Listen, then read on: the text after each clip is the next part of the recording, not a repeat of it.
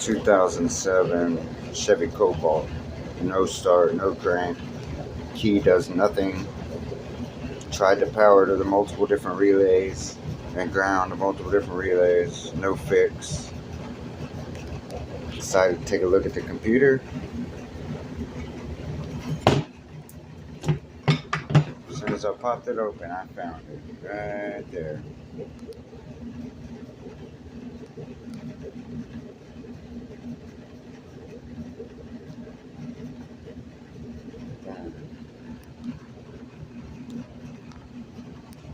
So, no start, no crank Cobalt. Most likely the computer.